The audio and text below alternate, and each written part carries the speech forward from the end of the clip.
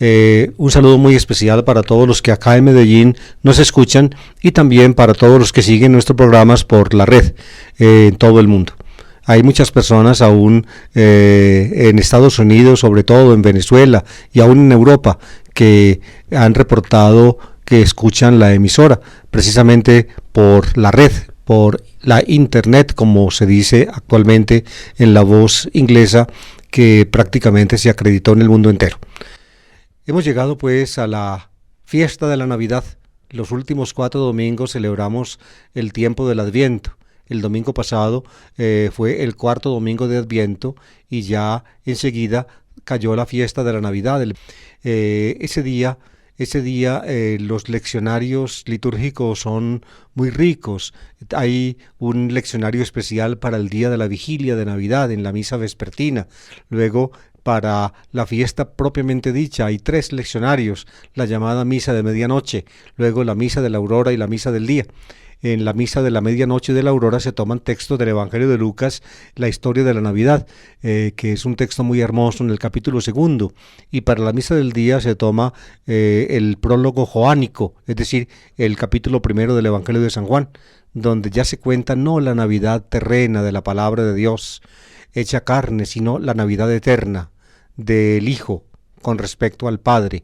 El Padre pronuncia su palabra eternamente y su palabra es como el poder y también el modelo de todas las obras de Dios. Ya hoy llegamos, en este domingo, llegamos a el llamado domingo que cae dentro de la octava de la Navidad. Es interesante que yo les recuerde con relativa frecuencia es la comprensión de la liturgia de la Iglesia. Fíjense, 2 fiestas eclesiásticas tienen octava, es decir, se celebran durante 8 días. La más importante es la Pascua, la octava, los 8 días después de la Pascua, es decir, del domingo de Pascua al domingo siguiente, es la octava de Pascua. Y también la Navidad tiene octava, no es tan relevante de punto de vista litúrgico como la octava de Pascua, pero también se da la octava de la Navidad que va desde la fiesta de la Navidad hasta el día octavo después de la fiesta, que es el 1 de enero, siempre el 1 de enero. Del 25 de diciembre al 1 de enero van 8 días. Y el día de la octava de Navidad se celebra la solemnidad de la Santísima Virgen María, Madre de Dios, es decir, el mayor título de honor de la Madre del Señor, la Dei Genitrix, como se dice en latín, o la Theotokos, como se dice en griego. Pues bien, como el día de la Navidad y por tanto también el 1 de enero no siempre cae en domingo, entonces el programa de la palabra del domingo solamente los cobija precisamente cuando cae en domingo el 25 de diciembre y el 1 de enero. Este año, pues, como ustedes ven, no cae domingo, no cayó domingo el 25 de diciembre y por tanto tampoco va a caer domingo el 1 de enero. Entonces esta fiesta de la octava, del domingo que cae en la octava de la Navidad, se celebra la fiesta de la Sagrada Familia de Jesús. Es la fiesta pues que hoy nos reúne y las lecturas escogidas por la Iglesia para esta fiesta están por tanto adaptadas al tema.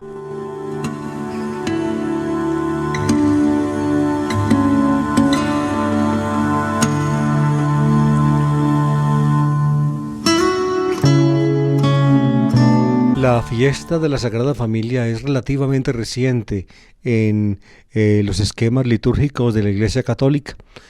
¿Por qué? Porque en la liturgia antigua la fiesta esta no existía. La Navidad sí, desde el siglo IV, como se sabe, pero no la fiesta de la Sagrada Familia. Sin embargo, la Sagrada Familia de Jesús, María y José, como solemos nosotros decir, en orden inverso al lógico, Jesús, el Hijo, luego María, la Madre, y luego José, el Padre putativo, como se suele decir. Fíjense, ponen las cosas en orden inverso. En orden lógico es el Padre, la Madre y los hijos. En el orden de esta Sagrada Familia, que es del todo especial, el orden es el Hijo, Jesús, la Madre, María, y luego el Padre, José. Jesús, María y José. ¿Quién de los cristianos no conoce estos 3 nombres? Están grabados pues en la mente de cualquier cristiano, y no solamente en la mente, sino también en el corazón. pero la iglesia, digamos, relativamente ya en tiempos modernos, empezó a enfatizar esta fiesta precisamente para corroborar los llamados valores familiares. No es fácil, queridos oyentes, encontrar, sobre todo en los evangelios, los valores familiares. ¿Y por qué? Fíjense, por este detalle tan simple, pero tan impresionante. Y es que un ethos, es decir, una valoración de lo familiar en Jesús, no se ve. Ustedes me dirán, ¿cómo así? No se ve. Jesús,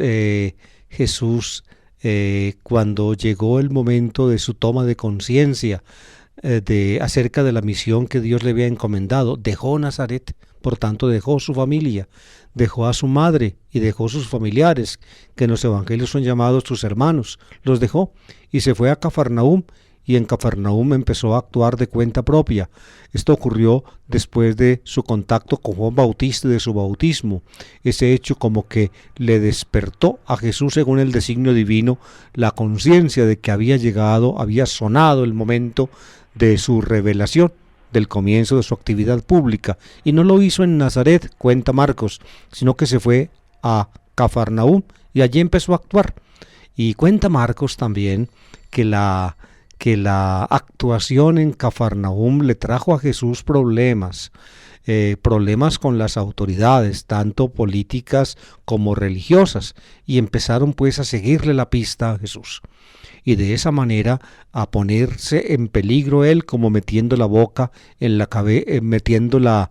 cabeza en la boca del lobo. Llegó la noticia a Nazaret de que Jesús estaba pasando por dificultades, y entonces la gente de Nazaret, su madre y sus hermanos, como dice Marcos, hiparaftu, los allegados a él salieron de Nazaret hacia Cafarnaúm con el fin de cratise aftón, con el fin de apresarlo, de ponerlo a buen recaudo, porque la actuación de él daba la impresión de que el hombre no estaba en sus cabales, es decir, se estaba metiendo él en gravísimos problemas. Y cuando su familia sospechó eso, tenían toda la razón. Jesús llega, o la familia de él llega a Cafarnaúm, pero Jesús no se deja poner a buen recaudo como ellos pensaban regresarlo a Cafarnaúm con ellos, a Nazaret con ellos, pero él no lo hace. Y esta especie de rompimiento, llamémoslo así, de Jesús con los suyos, con su familia, tiene una repercusión muy grande en su manera de ver la vida. ¿Por qué? Porque para él entonces su Padre es exclusivamente Dios, y su familia son sus discípulos, o la gente que escucha su mensaje y lo pone en práctica. Así lo dice él en varios puntos del Evangelio de Marcos.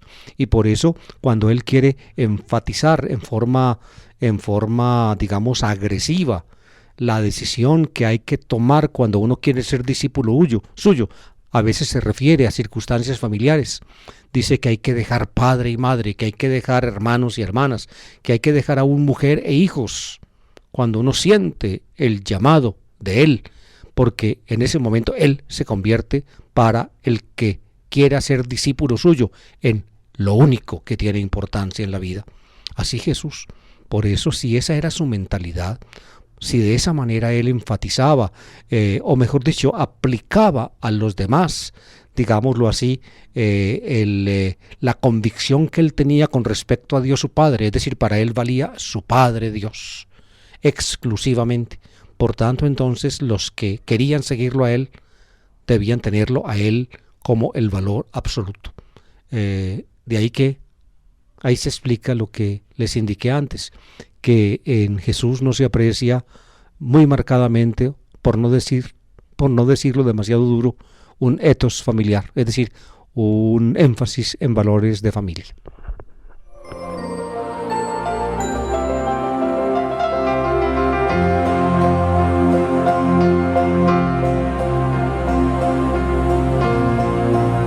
Sin embargo, Jesús era un judío piadoso, un hasid, como se diría en hebreo, un hasid, un hombre piadoso, un hombre que valoraba sobremanera la ley del Señor. En tiempos de Jesús, un libro judío que no alcanzó a entrar en la Biblia, el libro de Ben Sira, así se llama. Nosotros los católicos lo llamamos eclesiástico, porque es un libro, digamos, para lectura en la comunidad. La eclesía es la asamblea reunida. Entonces, como este libro es para lectura dentro de la asamblea, entonces los tradentes latinos de la Biblia llamaron este libro el eclesiástico. En hebreo su nombre es Ben Sira. No entró en la Biblia, es decir, no pertenece al canon hebreo de la Biblia. Durante muchos años, no, siglos, solamente se conoció la traducción griega de este libro. Se conoció en griego. Lo traían los códices antiguos griegos de la Biblia, donde la Biblia hebrea había sido traducida al griego. El libro también fue traducido al griego y fue conservado en esos conjuntos de libros, la Biblia griega. Septuaginta fue la primera traducción y la más importante traducción de los libros hebreos de la Biblia al griego. Pues entre ellos se conservó el libro del eclesiástico. Hasta que a principios del siglo pasado, queridos oyentes, en unos trabajos que estaban haciendo en la sinagoga del Cairo, un antiguo edificio judío en el Cairo, encontraron como un muro falso y lo abrieron, y detrás del muro encontraron un recinto que los antiguos judíos llamaban Genizá, el lugar donde guardaban los libros a los cuales no tenía la gente en general de la gente acceso. Los libros, por tanto, apócrifos, es decir, escondidos. Escondidos significa la palabra. La gente que llegaba a la sinagoga podía leer las escrituras, la Torá, los profetas, los escritos bíblicos, pero estos libros eran libros reservados y por tanto los guardaban en un recinto especial, la Genizá. Pues alguna vez en la historia, en la milenaria historia de la sinagoga del Cairo, fíjense, se tapió la entrada de la Genizá y el siglo pasado destaparon la entrada y encontraron allí, queridos oyentes, el texto hebreo del libro del eclesiástico. El texto hebreo, de modo que ya desde comienzos del siglo pasado empezó a conocerse este libro, no solamente en griego, como se le conocía desde muchos siglos antes, sino también en griego, sino también en hebreo. Y además, también el siglo pasado, en la década de los 40, cuando se hicieron los descubrimientos de Qumran, unas antiguas grutas en la vertiente occidental del Mar Muerto, cerca de las cuales habitaba una comunidad judía de esenios, presumiblemente. Allí guardaron ellos, en la época de la invasión romana, su biblioteca. Pues bien, en alguna de las cuevas de Qumran también se encontraron fragmentos en hebreo de este libro. El libro, por tanto, fue compuesto en hebreo, luego traducido al griego. Durante muchos siglos solamente se conoció la traducción griega. Pues bien, la primera lectura de este día está tomada del libro del eclesiástico, el libro de Ben Sira. Fue compuesto el libro en la primera parte del siglo II antes de Cristo, antes de que la situación, digamos, del judaísmo se volviera invivible, insoportable, por la conflagración interna de intereses. Había judíos, digamos, que querían ceder lo más auténtico de su tradición y de su religión en aras del pensamiento helenista, y otros judíos, como el autor de este libro, Ben Sira, querían mantener la tradición del antiguo Israel y del judaísmo intacta.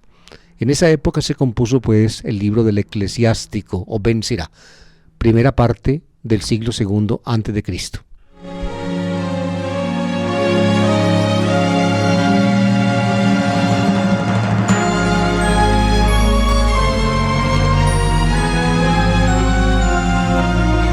Ben Sira es una obra, digamos, que básicamente está destinada a glorificar la Torá, a glorificar la ley.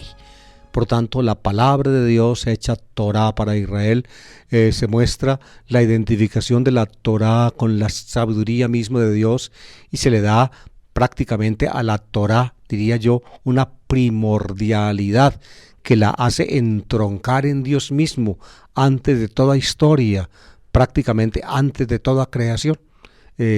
Aquí entre paréntesis les digo que esa idea del autor de Ben Sirá, esa glorificación, esa, digámoslo así, esa apoteosis o deificación de la ley, fue lo que le permitió precisamente a los cristianos desde el comienzo comprender la hondura, la raíz divina del propio Jesús.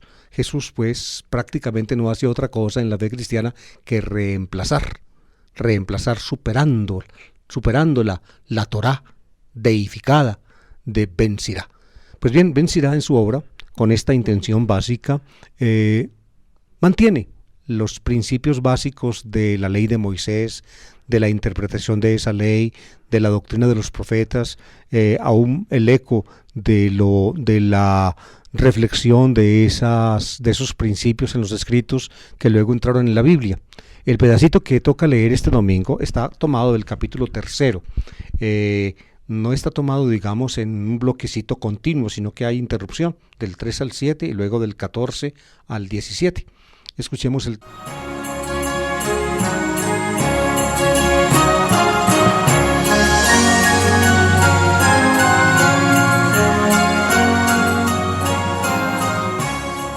Pues bien, fíjense, les decía yo que las reflexiones de Ben Sirá se originan en la comprensión misma de la ley de Moisés. En este caso se trata del cuarto mandamiento del Decálogo, que aparece en Éxodo 20 y Deuteronomio 5, honrarás a tu padre y a tu madre para que vivas largos años sobre la tierra que el Señor Dios te dará. Ese es más o menos el tenor del mandamiento del Decálogo. Fíjense cómo lo comenta Ben Sirá. Dios hace al padre más respetable que a los hijos y afirma la autoridad de la madre sobre la prole. El que honra a su padre expía sus pecados. El que respeta a su madre acumula tesoros. Fíjense, aquí está el verbo honra. Honra al padre y luego a la madre, un verbo, digamos, sinónimo, paralelo, respeta. Honra es el verbo que utiliza el mandamiento del Decálogo. El que honra a su padre expía sus pecados. El que respeta a su madre acumula tesoros. Noten acá también la forma poética hebrea de paralelismo que utiliza Ben Sirá. Es una forma poética, digámoslo así, que retrocede en los siglos en la Biblia y aparece desde la más primitiva poesía hebrea. El que honra a su padre expía sus pecados, el que respeta a su madre acumula tesoros. El que honra a su padre se alegrará de sus hijos, y cuando rece será escuchado. Y el que respeta a su padre tendrá larga vida. Al que honra a su madre, el Señor le escucha. Noten, tendrá larga vida. Acuérdense del precepto del Decálogo, para que vivas largos años sobre la tierra que el Señor tu Dios te dará. Es decir, la relación del ser humano con su padre y con su madre es una relación, digamos, válida delante de Dios, una relación que debe ser de honra, de respeto, en fin, de acatamiento, y precisamente se la pone como condición de la vida larga, que era lo que esperaban los judíos hasta la época, hasta el borde de la época de Ben Sirá. Antes de que entraran, digamos, a partir o por medio del helenismo, las ideas de resurrección y de inmortalidad que finalmente tocaron también el pensamiento judío. Al que honra a su madre, el Señor le escucha. Y noten bien cómo la honra y el respeto de padre y madre se ponen como causa del perdón de los pecados. Y sigue así Ben Sirá: hijo mío, sé constante en honrar a tu padre. No lo abandones mientras viva. Aunque flaquee su mente, ten indulgencia. No lo abochornes mientras seas fuerte. De nuevo el verbo honrar. Ustedes ven, es un eco del Decálogo, como les indiqué. Aunque flaquee su mente, aunque chochee, dice por allí alguna traducción que alguna vez leí, aunque chochee. En ese tiempo ya existía el Alzheimer, queridos oyentes, de modo que los viejitos se solían poner, digamos, olvidadizos y necios. Eso ocurre con mucha frecuencia. Y nos toca a nosotros en alguna forma manejar eso, no solamente en los casos personales propios nuestros, sino también en de la gente. Cuando les toca a los hijos, sobre todo a mujeres que se quedan en la casa, solteras, manejar a los viejitos. Entonces a veces les da impaciencia y se mueren del arrepentimiento. Ay, tuve que regañar a mi papá, padre, a mi mamá hasta le tuve que pegar una palmadita porque es que no la aguanta nadie, es muy necia, no está contenta con nada. y entonces le queda pues a los hijos que cuiden a los padres ancianos a veces un sentimiento digamos de arrepentimiento, precisamente porque la paciencia de los seres humanos es limitada y la edad va trayendo, como dice aquí el texto, va haciendo flaquear la mente, va haciendo chochear, y entonces a los que les toca cuidar este tipo de ancianitos, entonces se les pide un colmo de paciencia difícil de alcanzar.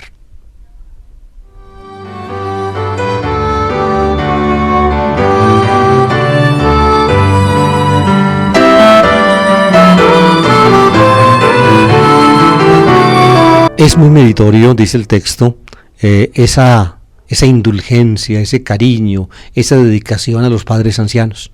Esta es la última parte del texto de Ben Sirá, se refiere a eso. La piedad para con tu padre no se olvidará, será tenida en cuenta para pagar tus pecados. El día del peligro se te recordará y se desharán tus pecados como la escarcha bajo el calor. Es el cuidado de los ancianos. El cuidado de los ancianos, de los padres ancianos.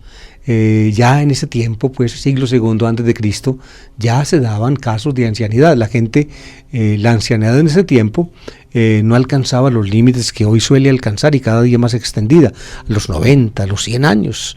Hace unos meses murió en mi parroquia una señora muy querida, doña Rosario, y vivió más de 100 años doña Rosario, y nosotros tenemos ancianitos en la parroquia allá en Fátima que llegan a los 90 y pasan de allí. Una señora muy querida, doña Maruja Parra de Sierra, tiene más de 90 años y aparece todavía como una muchacha, se mueve para todas partes con su bastón, eso sí, con su bastón, pero con la mente limpia, con la claridad más grande de conciencia, es decir, perfectamente capaz de hacer sus cosas, y más de 90 años.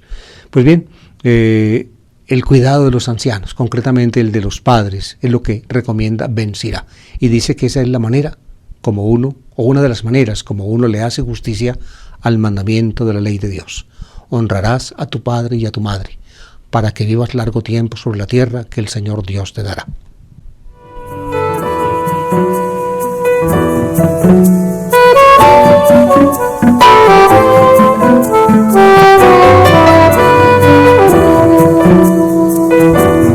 La segunda lectura está tomada, como la de casi todos los domingos, de una carta apostólica, en este caso la carta del apóstol San Pablo a los colosenses. Alguna vez les expliqué que la carta a los colosenses es considerada hoy por la mayor parte de los autores como una carta deuteropaulina, es decir, secundariamente de Pablo. Probablemente con seguridad proviene de la escuela paulina, y detrás de esta carta hay un discípulo de Pablo pues muy conocedor de su palabra y de su enseñanza. Algunos piensan que es Epafrodito o Epafrás, como lo llama Pablo en alguna de sus cartas. Epafrás, que fue el que en nombre de Pablo evangelizó esta región de Colosas, de donde deriva la carta su nombre. En todo caso, en la segunda parte de la carta, la parte parenética, el autor, pues muy cercano a la parenesis paulina, es decir, a la forma como Pablo solía exhortar a las iglesias o a los fieles, escribe lo que a continuación voy a leer. Hermanos, como pueblo elegido de Dios, pueblo sacro y amado, sea vuestro uniforme la misericordia entrañable, la bondad, la humildad, la dulzura, la comprensión. Sobrellevaos mutuamente y perdonaos cuando alguien tenga quejas contra otro. El Señor os ha perdonado. Haced vosotros lo mismo. Y por encima de todo esto, el amor, que es el ceñidor de la unidad consumada. Que la paz de Cristo actúe de árbitro en vuestro corazón. A ella habéis sido convocados en un solo cuerpo. Y sed agradecidos. La palabra de Cristo habite entre vosotros con toda su riqueza. Enseñaos mutuamente con toda sabiduría. Exhortaos los unos a los otros. Cantad a Dios, dadle gracias de corazón, con salmos, himnos y cánticos inspirados. Y todo lo que de palabra o de obra realicéis, sea todo, en nombre de Jesús, ofreciendo la acción de gracias a Dios Padre, por medio de Él. Mujeres, vivid bajo la autoridad de vuestros maridos, como conviene en el Señor. Maridos, amad a vuestras mujeres, y no seáis ásperos con ellas. Hijos, obedeced a vuestros padres en todo, pues eso le gusta al Señor. Padres, no exasperéis a vuestros hijos, no sea que pierdan los ánimos.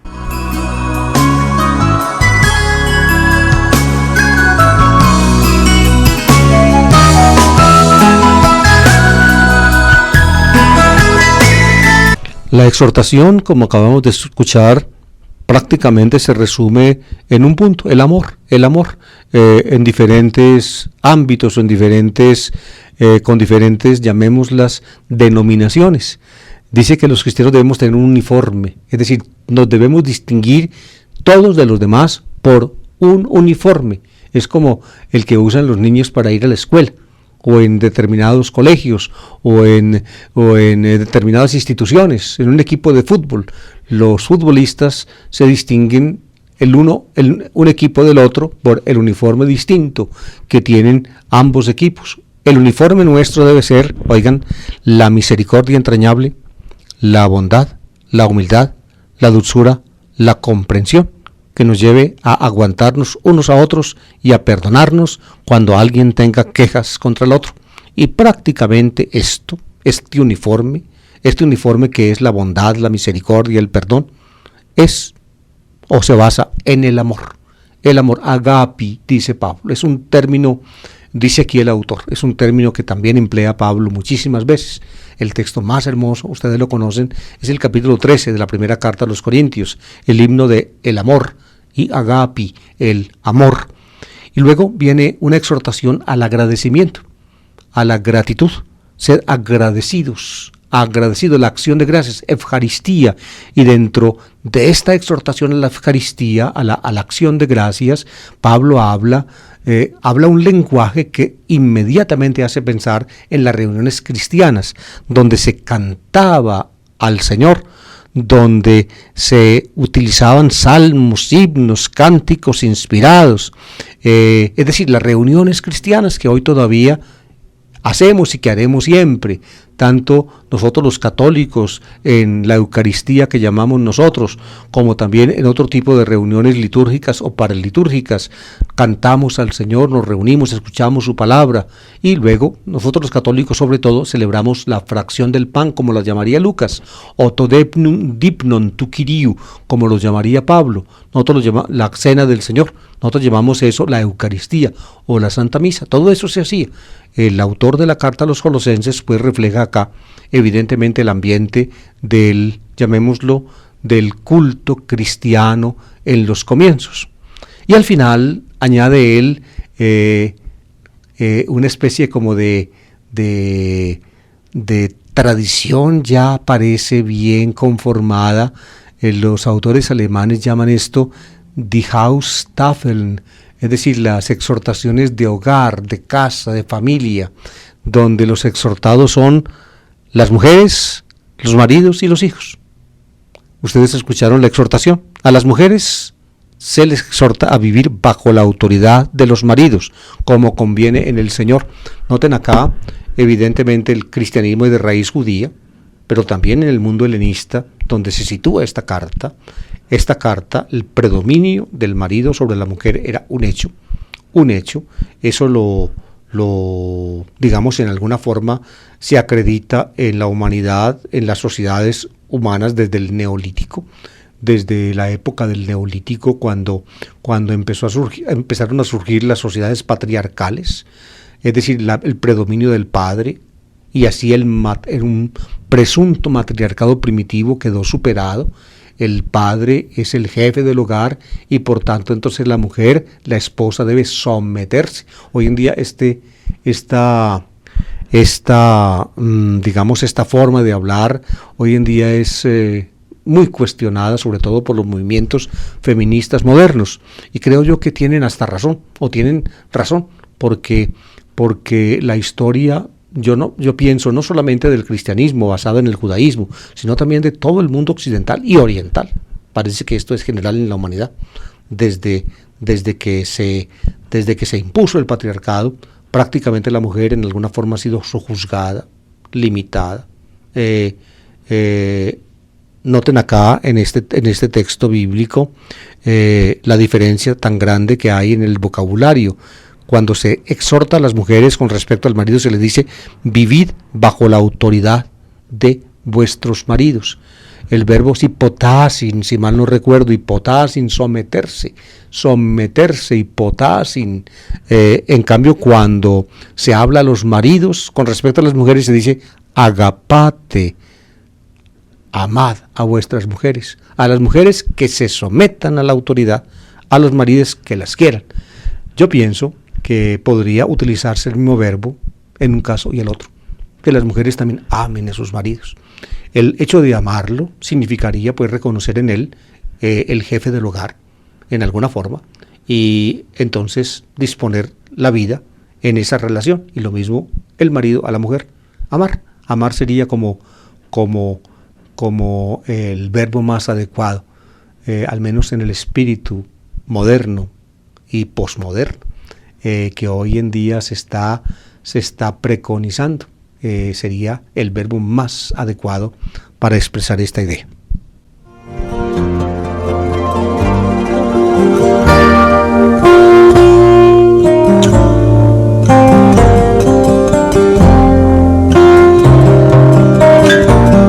Fíjense, en la segunda parte de la exhortación a los maridos se dice: y no seáis ásperos con ellas, ásperos, rudos, ásperos.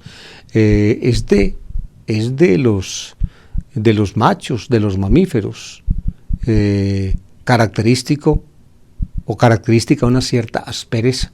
Generalmente las hembras, no solamente humanas, es decir, las mujeres, sino en el reino animal, en los mamíferos, los machos son más rudos que las hembras, más rudos, y la naturaleza no dispuso eso arbitrariamente. Es decir, no es al macho en el reino animal, sobre todo entre los mamíferos, a los que les compete cuidar las crías, esas las mujeres.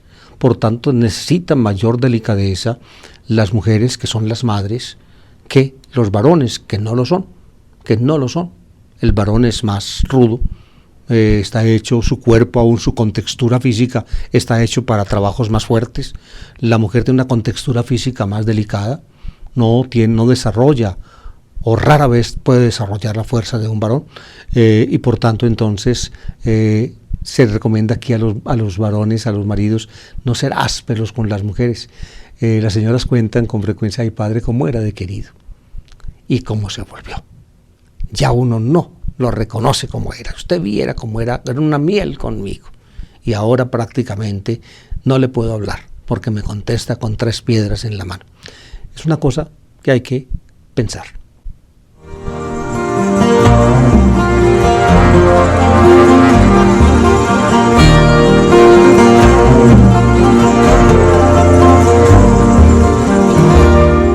Para la relación de las mujeres con el marido y también de los hijos con los padres, el autor introduce el factor religioso, porque eso es lo que conviene en el Señor, porque eso le gusta al Señor. Es decir, uno como cristiano, como dependiente de Jesucristo, como unido con Él, debe reflejar en su vida familiar, lo que de la relación con el Señor se deriva. Se deriva pues el amor entre esposos y también el respeto de los hijos a los padres. Aquí dice: hijos, obedeced a vuestros padres en todo, que eso le gusta al Señor, obedecer.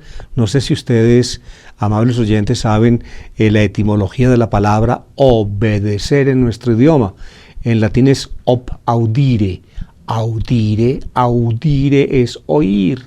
Ob audire es oír lo que otro dice y ponerlo en práctica. Obediencia. La obediencia procede de lo que uno oye, de lo que otro le dice, uno lo toma en cuenta y lo practica. Esa es etimológicamente, o ese es el sentido etimológico de la palabra obediencia. Obediencia, ob baudire, es la etimología latina de nuestra palabra. Eso le gusta al Señor. Es decir, si uno tiene una relación adecuada con Jesucristo, uno como hijo debe tener una relación adecuada con sus padres, y como esposo y como esposa debe tener una relación adecuada con su compañera o compañero. Y finalmente termina lo de los hijos una cosa muy interesante que se dirige a los padres, y esto pienso yo que hay que recalcarlo. Padres, no exasperéis a vuestros hijos, no sea que pierda los ánimos, no exasperéis a vuestros hijos. Ustedes no se imaginan, tal vez podría ser un psicólogo o un terapeuta, un psicoterapeuta, el que pudiera explicar mejor que yo este tema, pero la cantidad de traumas psicológicos que los padres incomprensivos crean en sus hijos es inmensa. Muchas veces son los padres los causantes del fracaso de los hijos en la vida, porque desde pequeñito, eso no se hace, que así no es, que usted no sirve para nada, ¿qué va a hacer de usted en la vida? Y empiezan esa cantaleta, y finalmente le quitan a los hijos toda autoestima. Y finalmente el muchacho o la muchacha, aleccionada por sus padres, se convence de que ni él sirve para nada, ni ella tampoco. Y entonces la vida se convierte entonces en un tremendo fracaso. Como padres ustedes piénsenlo. La vida no es echar cantaleta, ni desacreditar a los hijos, ni tumbarles sus iniciativas, ni destruir todos sus proyectos, más bien acompañarlos y convencerlos de que pase lo que pase, ellos están siempre dispuestos a perdonarlos y a amarlos.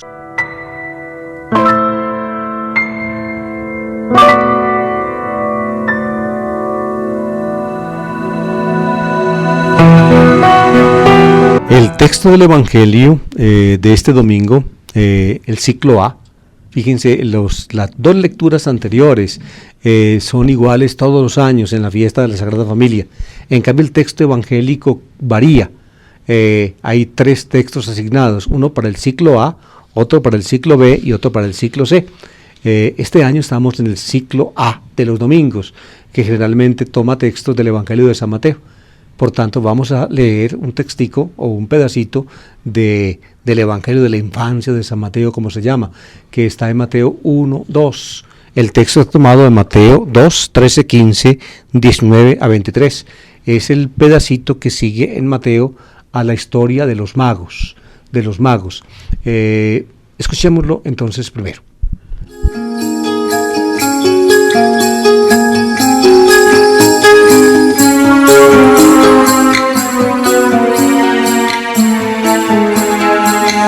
Dice así: cuando se marcharon los magos, el ángel del Señor se apareció en sueños a José y le dijo: levántate, coge al niño y a su madre y huye a Egipto. Quédate allí hasta que yo te avise, porque Herodes va a buscar al niño para matarlo. José se levantó, cogió al niño y a su madre de noche. Se fue a Egipto y se quedó hasta la muerte de Herodes. Así se cumplió lo que dijo el Señor por el profeta: llamé a mi hijo para que saliera de Egipto. Cuando murió Herodes, el ángel del Señor se apareció de nuevo en sueños a José en Egipto y le dijo: levántate, coge al niño y a su madre, y vuélvete a Israel. Ya han muerto los que atentaban contra la vida del niño. Se levantó, cogió al niño y a su madre y volvió a Israel. Pero al enterarse de que Arquelao reinaba en Judea como sucesor de su padre Herodes, tuvo miedo de ir allá, y avisado en sueños se retiró a Galilea, y se estableció en un pueblo llamado Nazaret. Así se cumplió lo que dijeron los profetas, que se llamaría Nazareno.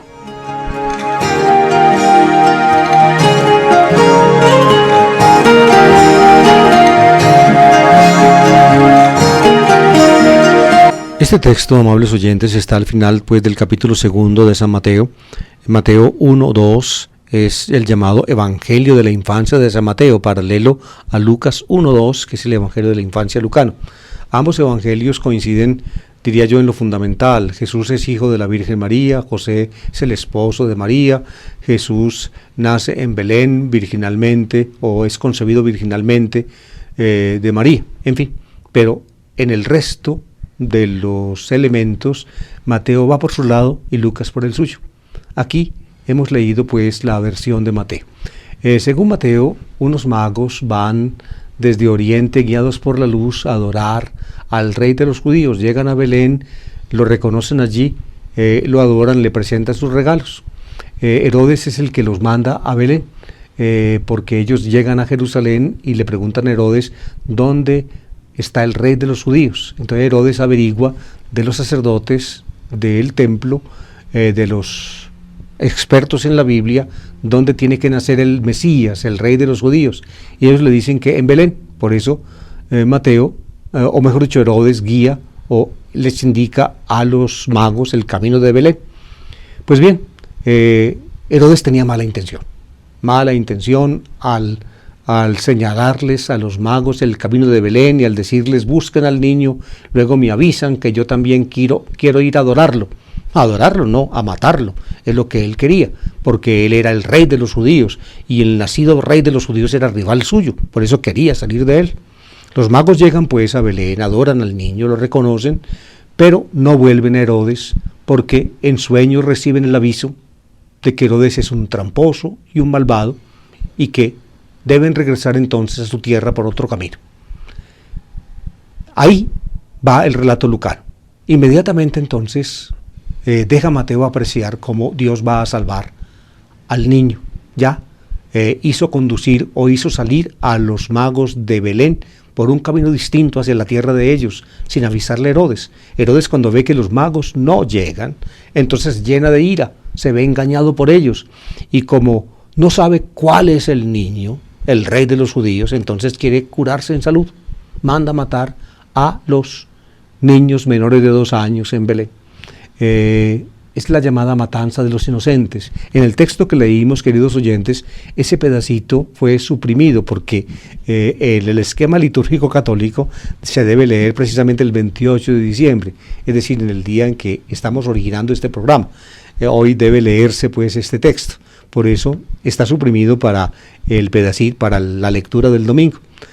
Aquí la lectura simplemente nos dice que como Herodes va a venir pues a matar, o supone que como Herodes va a venir a matar a los niños de Belén, Dios interviene con José. ¿Y cómo interviene? Por medio del ángel del Señor, el mismo que le avisó que María, su esposa, estaba esperando un hijo del Espíritu Santo que la recibiera. Ahora vuelve a intervenir el ángel del Señor, o vuelve a intervenir Dios por medio del ángel para avisarle a José que se vaya con su mujer a Egipto. Y aparece aquí en Mateo, queridos oyentes, una formulación muy linda, que ya refleja, pienso yo, la imaginación cristiana que se acreditó a lo largo de los siglos. Dice el texto, se apareció en sueños un ángel del Señor a José y le dijo, levántate, coge al niño y a su madre y huye a Egipto. Coge al niño y a su madre, al niño y a su madre. Ahí está la imagen tradicional cristiana, el niño con la madre. Cualquier parecido pues con la Virgen del Carmen o con María Auxiliadora, donde está la madre con el niño, no es pura coincidencia. Ya en el Evangelio está marcada la imagen. Coge al niño y a su madre y huye a Egipto. Y eso es lo que hace José, se va a Egipto, es la huida a Egipto. Solamente la conoce el Evangelio de Mateo. En Lucas no hay rastros de este texto. José pues hace lo que el ángel le dice, se va a Egipto con el niño, con su madre, y se queda allí. Y luego sale de Egipto cuando de nuevo el ángel le avisa. Es muy importante para uno entender este evangelio. Fíjense que hasta ahora prácticamente yo no he hablado comentando el evangelio de nada de la Sagrada Familia. Es que aquí no hay ningún detalle que permita, digámoslo así, que permita enfatizar un etos familiar, una cuestión familiar. Simplemente se dice que José fue el encargado por Dios de cuidar al niño y a la madre. Simplemente eso. José fue la persona a la cual Dios se encargó de que velara por ellos, el niño y la madre, lo que dice el texto. Se va pues con ellos a Egipto. Y aquí viene lo que a Mateo sí le importa, y es el cumplimiento de la Escritura. En esto que hace José, de llevar al niño y a la madre a Egipto, para que luego Dios lo saque de allí, se cumple lo que había dicho el Señor por el profeta, y cita un pedacito del profeta Oseas: llamé a mi hijo para que saliera de Egipto.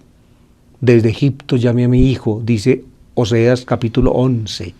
Desde Egipto llamé a mi hijo. Cuando Oseas escribe eso, está pensando en Israel, que es el hijo de Dios, el hijo del Señor, y está en Egipto esclavo, pues Dios lo sacó de Egipto, lo llamó para que saliera de allí. Cuando sucede esto de José, de irse a Egipto con la madre y el niño, para escapar de Herodes, y cuando sale de Egipto se está cumpliendo la Escritura, lo que dijo el Señor en la Escritura, cumpliendo. Es decir, finalmente el sentido de la Escritura, el sentido de la Biblia, de la profecía de Oseas, se cumple. No simplemente cuando Israel salió de Egipto, sino cuando Jesús fue llevado con su madre a Egipto, y cuando de allí, llegado el momento, sale. En otras palabras, es la Escritura, es la historia de Jesús la que lleva la palabra profética a su cumplimiento. La historia de Jesús, la verdad última de la Escritura, de la profecía, se da pues en la historia de Jesús, en la convención de Mateo y de todo el cristianismo primitivo.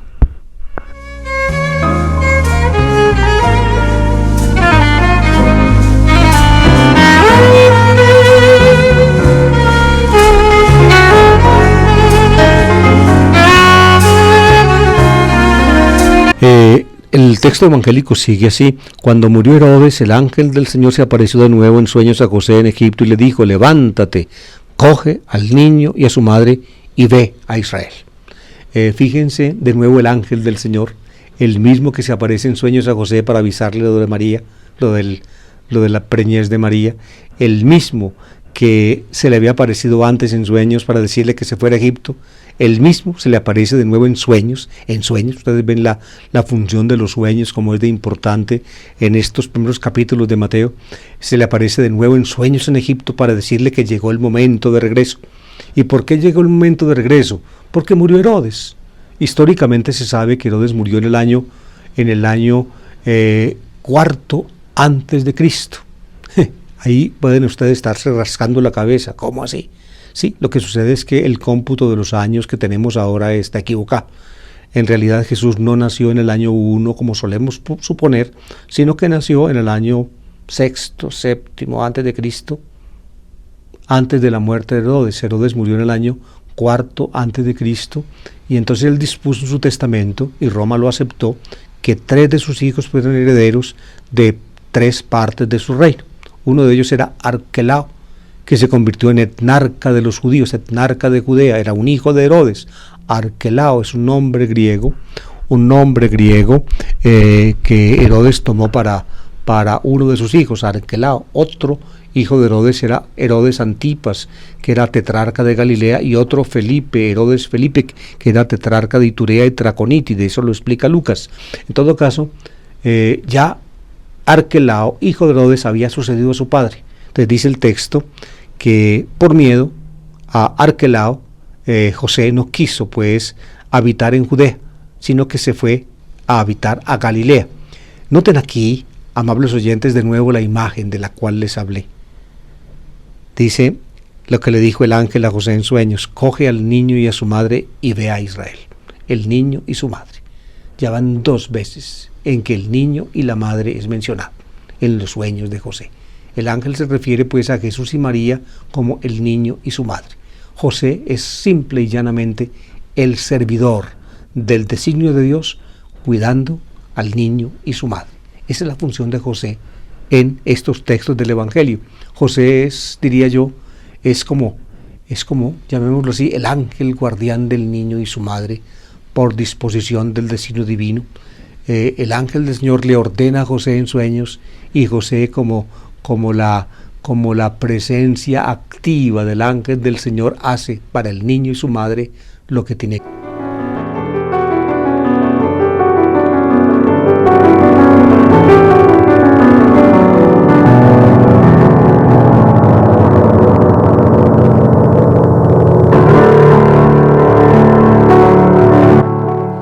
Según Mateo, amables oyentes, José y María vivían en Belén.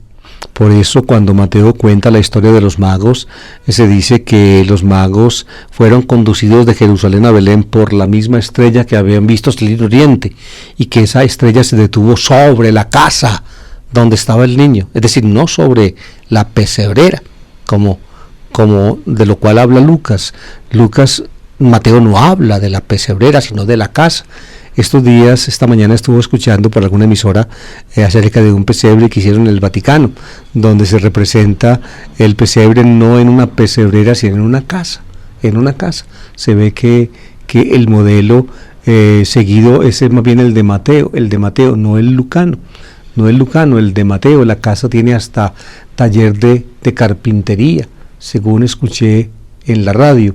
En todo caso, vivían por tanto en Belén, y de Belén salieron a Egipto, y ahora deben volver otra vez a Belén, de donde habían salido.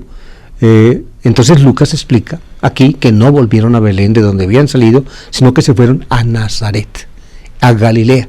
¿Y por qué? Porque José tuvo miedo de Arquelao, hijo de Herodes, que de pronto pudiera tener las mismas malas intenciones que su padre. Y por eso entonces siguió hacia el norte, hacia Galilea, y habitó en Nazaret. Y dice entonces Mateo, según su fórmula consabida y su intención teológica, dice que para que se cumpliera lo que dijeron los profetas, que se llamaría Nazareno. En ningún profeta se dice exactamente eso, pero algunos profetas llaman a Jesús el retoño de Jesé, llaman al Mesías el retoño, y la palabra retoño en hebreo tiene que ver, o mejor dicho, es muy semejante a la raíz de la palabra Nazaret. Posiblemente esa es la razón teológica por la cual el evangelista Mateo utiliza aquí esta dicción. Así se cumplió lo que dijeron los profetas, que se llamaría Nazareno, es decir, Jesús es Jesús de Nazaret.